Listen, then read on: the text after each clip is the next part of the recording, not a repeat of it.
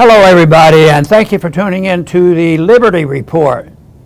With us today is Chris Rossini, our co-host. Chris, welcome to the program.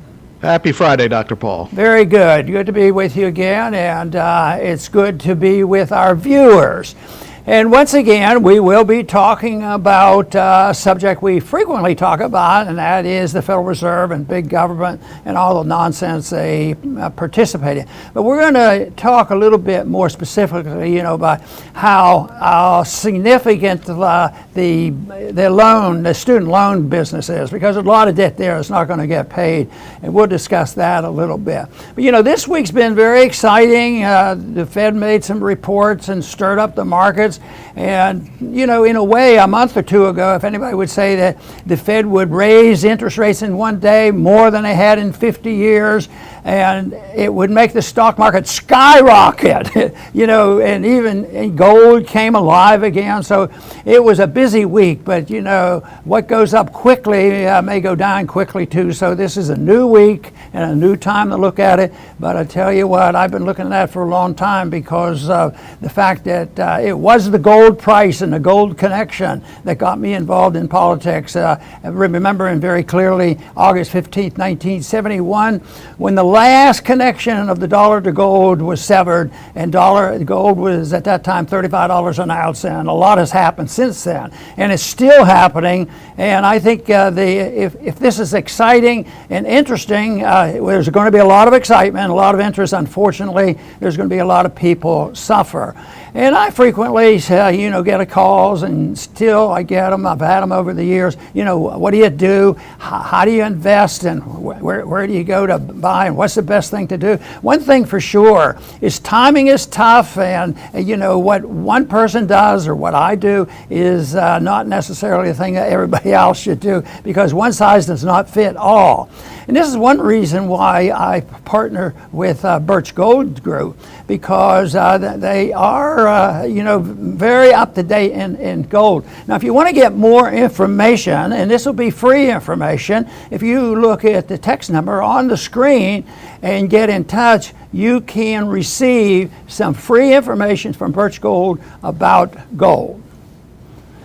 Want to thank everybody once again for tuning in, and today we want to start off with talking about a subject that will be related to, in general, debt. Debt is a big deal, and I think that if you look at the debt and combine that with the interest of the Federal Reserve, it is the big deal. And then you can go into the subsets on why is there debt? Oh, it's always for good and good. And now, philosophically, the far left Marxists are arguing once again, and not in a token way, but vehemently, debt doesn't matter. And they want to even make it worse by this modern monetary theory, but they've already tested that for a long time. It just means they're going to print money at will and in secret. So that is still there, but debt is a big deal. And just, recently, in the last, since 2008, since the last crisis, which I argue is still the same crisis going on now, the national debt went from $10 trillion to $30 trillion. But it couldn't have done it without the Fed. The Fed is the culprit. But is it always just those members of the Federal Reserve Board? Well, they're special because they get handpicked and they represent the establishment, and they pursue it. But what they do is in secret. So that is one of the reasons why, if they're a key player, which I've always believed, we should know more about them. Understanding the policy, but also what does the Fed do? How do they bail out some people? Just at the beginning of COVID, they were dishing money out by the trillions. And this is why the audit the Fed really is very necessary, because I'm convinced that when the people in this country know about what's going on at the Fed, they're going to say, we have to have reform. There's too much special interest built into it. So this is something that's going to get much worse, and the measurement of this is difficult for the average person, because they're told and they've been conditioned doesn't matter, and yet they're starting to suffer, because even even with the low interest rates and all, there's still way too much debt. And this will prompt what usually is a consequence of the Fed printing money to take care of the debt that the politicians run up for special interest groups. And what it does, it leads to the devaluation of the currency, debauching the currency. That means that each unit of account has no definition, so it's bound to go down if they just keep printing them out. It's like monopoly money. So that's what's happened. But when it finally ends is when the people wake up and say it's ruining the dollar. So far, people still want dollars because they said when COVID broke out, what happened? The government immediately sent everybody a lot of money, to make them feel better and say it'll be okay, we can print money, and they did this. But the whole thing is that this is not the answer, because the very fact that they just throw out more money at it, further devaluation, which is the fuel to the fire of the problem that we have, is the fact that the money is losing value, and it creates debt, and it creates problems we don't need. And one of them, Chris, and you've looked into this a bit, and that is, the student loan program. That sounds just so wonderful. Loan a little bit of money to the students, and they'll pay it back, and that will help take care of the next students. But guess what? That is totally out of control. It is bankrupt, and they have had a moratorium on the students since we've had this more recent ongoing crisis. They say, oh, wait, we'll just postpone these payments. Don't worry about that. And now the argument in Washington is, should we resume the pressure for the students to pay this, or are we going to resume the exemption? They don't have to pay. Big political thing. But quite frankly, Chris, what I think will happen is there will be very little pressure, real pressure on the students to pay, because they don't have the money. It's not going to happen. The big question, I think, that we wanted to address a little bit, Chris, is who suffers the consequences? Who loses the money? Is it just some private individual who invested and thought this was a good investment? Or is it in combination with politicians, big banks, and the Federal Reserve? I suspect that we have a hint to who exactly is responsible. Right, Dr. Paul. And student loans are yet another episode of government help that completely backfires. And here's a pro tip for everyone out there. Whenever you see that government is going to make something more affordable or more accessible, watch out, because there is going to be trouble in the future. So how are they going to make colleges more affordable, more accessible? Well, with almost $2 trillion in loans. Now, what do you think is going to happen? Let's say you're sitting at an auction, and people are auctioning off goods, and all of a sudden the doors burst open and all these people come flooding in with $1 trillion. Now, what's going to happen to the price of the things that are going to be auctioned? It's going to skyrocket in price. And that's exactly what happened with going to college. All of these loans drove up the price to the point where going to college is, a ridiculous idea for most people today. So it did the exact opposite. It didn't make it more affordable, more accessible. It just drove tons and tons of people into debt. Now, the banks made these loans. Now, are they stupid? No, the banks are a lot of things, but stupid is not one of them. Why would they make loans that they absolutely knew could not be paid back? Well, because of the government guarantee. And if the banks know that the taxpayer will end up picking up the bad loans, they'll be like, okay, we'll make our fees, our commissions, and we'll make tons of money. And then, once everything blows up later, we'll be made full by the Fed. So this whole thing is another example of government help that backfires, which is why government is not there to help. It's there to protect our liberties so that we can live our lives. Very good, and you make a good point about the malinvestment and the unintended consequences. Things much worse.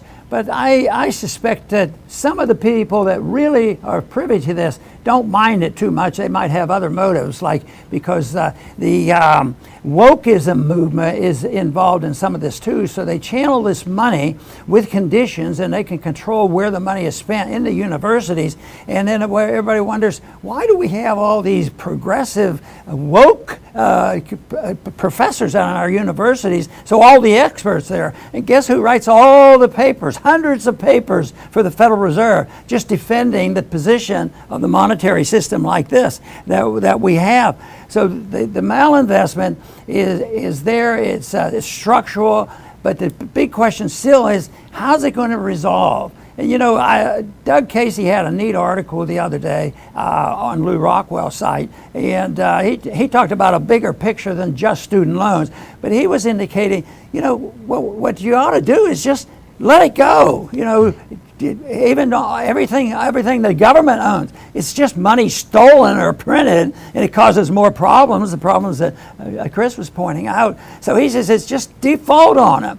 And that sounds atrocious to a lot of people. But you know, when the rules were set, conditions were different, and there was a different understanding of bankruptcy, because bankruptcy is mentioned in the Bible, and they talk about you have to have a day of jubilee. It must be human nature for people to either have bad times happen or live beyond their means. And so they had a way to try to save a person's life where they can start all over again and declare bankruptcy. So that is the case that people can do that. But if they don't do it, his whole argument was that would clean the slate, and the government, doesn't have to steal the money from anybody. But it still is not easy to solve that problem, because right now, not only has this condition been around, for biblical times, but what about even with our founding in the Constitution?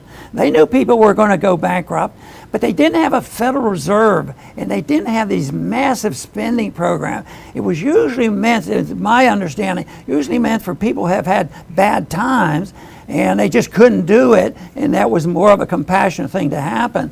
And in the Bible, they think there has to be a cleansing every 50 years, and sometimes I think we're about on schedule, maybe a little early or a little late at times, but to liquidate the debt. And that's the bad thing about it. The worst thing is all debt will be liquidated.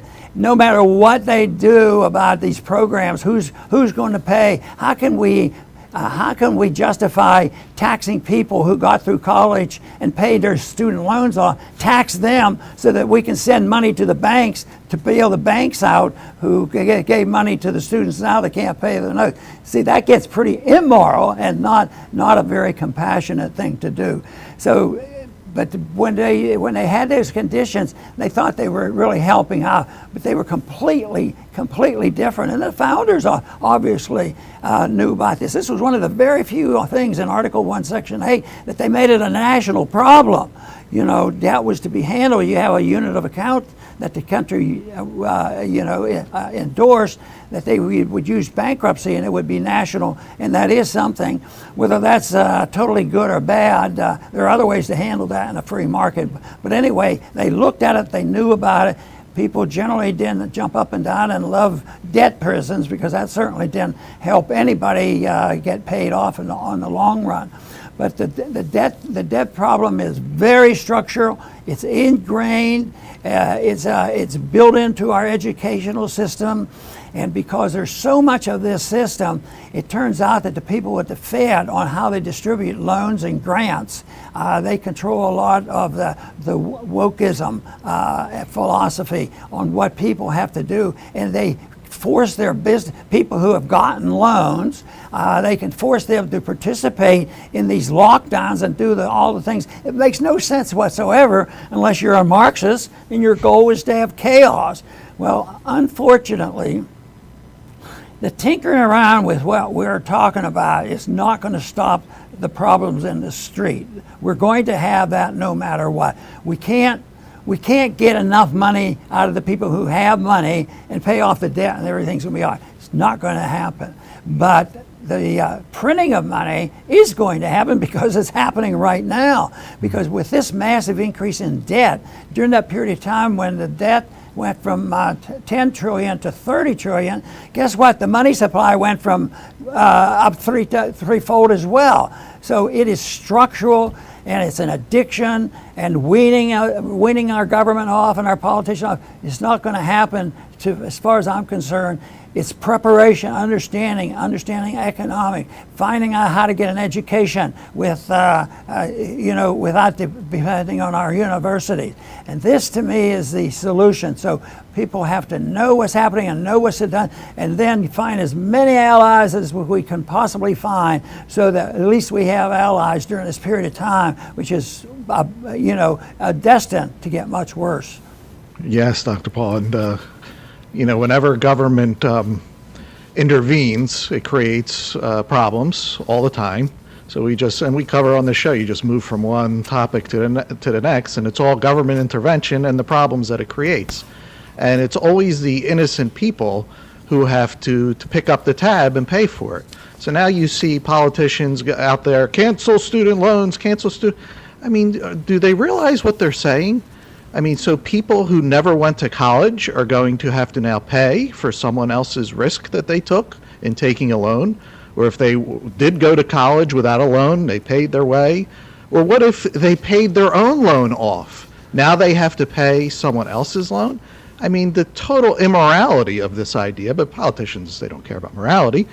It reminds me of like people who take a risk and live in a hurricane area. You say, there's hurricanes there. I'm like, yeah, I know, I'll take the risk. So a hurricane comes, it strikes, and then here comes the government. They're going to make everyone else pay for the risk that these people took. That's wrong. And that's not, this is different than charity. Americans are very charitable when they're given the chance. They are quick to help. But government help is not charity. When they aid, so quote unquote, it's, they use the money, they take a cut for themselves and their friends, all these people get rich off of the aid. Look at Ukraine, so it's very different than actual charity. We have a redistributive state, and we should not have one. If it's wrong for you and I to take from A to give to B, then it is also wrong for government to take from A to give to B. They'll argue, the opposition is going to argue and say, yeah, it's not perfect, there are problems they have to pay back. But they won't want to concede because they'll say there are some that did real well. Some went through college and they got to go to medical school and it worked out. That's true, that some people can do that and get a free ride. But the big picture is morally it's wrong on doing this. Even though bankruptcy's been around for a long time and some of it has been with true compassion, but basically, it is something that is done on purpose, and it's a form of theft. But then again, if you just leave it to the Federal Reserve, inflation is a form of theft. That's a sneaky way of taxing the people. Nobody wants to pay the taxes to bail these people out that won't pay their bill. But so we print the money, devalues the currency, and that becomes a tax. And that's what they think they can get away with. That's why for a decade or two, our Federal Reserve was saying, well, they knew there was an ongoing building up of the debt. And they said, well, we need at least the depreciation of the dollar by 2% every year. The cost of living has to go up 2% a year. But what they're saying, the real debt that is owed owed by the government is going to go down. But it doesn't work that way. It moves very slowly and it's very choppy. So they go into that and they let them do that, and eventually it just becomes horrendous because it's not based on any moral principle. There are people still around now that if they owe something, they pay it. But I think those numbers are short in supply because the educational and financial system and the government has all conditioned us to accept the idea, borrow and pay back later. It's advertised, it's really up front. Borrow now, borrow $100,000 and buy this even though you don't need it, because in a couple years from now, oh yeah, it'll be worth, you'll only have to pay $30,000 because of the devaluation. So it's a moral issue dealing with money, and it's something that could not happen if you had a gold standard. Right, Dr. Chris? Paul, I'll finish up. All of this mischief occurs because of the Fed. The student loan crisis could not exist without the Federal Reserve there as the ultimate money printer. Government doesn't have 1.7, 1.9 trillion, whatever it is, to make out all these loans to students. They're 30 trillion in debt. So the emperor has no clothes. Now, the Fed was originally created to protect the big banks. It's a cartel of banks. So when the banks get into trouble, the Fed will print up new money, bail them out, the public pays for it, and so they can make all their bad loans, and the Fed will keep them in business when they should go out of business. So that's, from the banker point of view, that's why the Fed is there. Now, it has morphed way beyond that. The Fed now bails out everyone, everywhere, even around the world, they're a bailout. So this whole thing is destined to end at some point because it's impossible. But it's very big. The world is a very big place, so it could last, and it has lasted. But in the end, it is us, us who have these dollars in our bank accounts and our wallets that are constantly being depreciated. That's the reason why. They're bailing themselves out, they're bailing students out, they're bailing everybody out, Ukraine out, you name it. It's an endless list. So in the end, what this show tries to drill home is the Fed has to go. Very good. They talk a lot about whether or not we might be able to have a soft landing. That's always the goal. Take off with your airplane and your helicopters and pass out the money. But can we have a soft landing? Will that happen? Will they gradually be weaned off from this system, or will they become addicted to it? Well, the answer is they become addicted to it, and it's like a drug. And when you wean somebody off a drug, it's not a happy circumstance, but there has to be a lot of adjustment. But also, if you don't wean somebody off the drugs kills the patient who's addicted. But they still talk constantly about the soft landing. But right now, people are getting a little bit more worried. There's still some say, yeah, it's a little bumpy right now, and but we could still have a soft landing. The odds of a soft landing, which means it'll be just so smooth, it'll be a gradual transition, and you won't even know it. If you have a soft landing on an airplane, you know it. A real good landing, you land, and boy, wow, that was smooth. You barely felt it. But sometimes you have a rocky landing, and sometimes you have landing in a storm, and there's a lot of rocking going on, and it's very, very bumpy, and then it settles down. But the whole thing is, there's not going to be an easy outlet. If we're in an economy that's descending from the height of inflationary pressures, and it's getting very, very bumpy now, how can they adjust that airplane quickly so when they're on the runway, they say, wow, it's pretty smooth here? That probably won't happen that easily. But fortunately, the airplanes do much better recovering from, having a bit of a problem up in the sky, because we're in the sky with this money issue and the government issue and the war issue and all the nonsense we're going through. And the ideas about the student loan is a typical example. And Chris did such a good job in describing that, on the motivation. The motivation is always good. The intent is always wonderful. And then, but you say, wasn't it just to help the students? No, it was there. Guess who gets the guarantee? Who doesn't have to worry about being bailed out? The taxpayer has to worry about paying for it. But people who backed up and had the guarantee, who will get bailed out, are the banks. And it says the government owns 92% of all these loans, but that doesn't mean that it won't hurt the taxpayer. No matter what, if you just print the money and dish it out, the value goes down. So the 92%, but if they're guaranteed by other banks, somebody from the government agency didn't make these loans. You had to have the banks that process these loans. So that's why you have a bureaucracy, whether it's student loans or any other type of project that they have in the Department of Homeland Security probably has billions and billions of dollars that they have contracts and payment systems, all based on fiat money, all based on fake money. We've heard a lot about fake news, but we should hone in on the whole subject of fake money. And of course, that's the fiat money that people know about, because that is the problem where the temptation comes, and that's where the greed and the avarice comes, where people can make money while somebody else is losing. There's no money, there's no wealth created. This whole idea that you can create wealth and somehow or another it's translated into GDP growth, that's a fiction. So printing more units of account, which you can't even define, and measure that as an increase in wealth, that is wrong. A lot of people still believe that's true, just the way they give us our statistic. But guess who wakes up and finally stops all this nonsense? And that's the people who do the grocery shopping and the people who still buy gasoline, and they think that, that'll be all right, we'll do that because pretty soon I'm going to be able to buy electricity and that'll be cheaper and there will be no inflation, with electric cars. But anyway, I think the whole subject is well known and well understood. And I think good economists understand exactly how we got here and what it means to the cause of liberty. And it's well known what could be done. But there would have to be a liquidation. There has to be a jubilee for a year.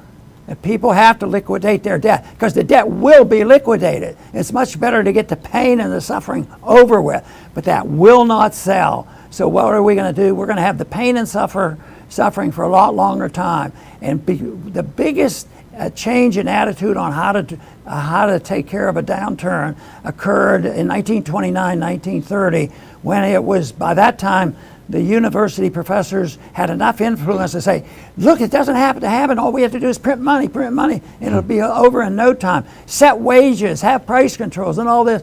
So guess what? They gave us the longest depression ever. It went from 1929, 1930 until after World War II. But they don't say, oh, we made a mistake, we shouldn't do it like that. But we're doing it the same. But the bubble and the spending and the distortions and the amount of investment, all much worse. So that's why we're in desperate need for more people to understand and learn to love the cause of liberty. Because they're the answer. That's people making decisions what to do. People know how to take care of their kids' health matters. And I'll tell you what, Fauci doesn't. I want to thank our viewers for tuning in today. And I hope you return soon to the Liberty Report.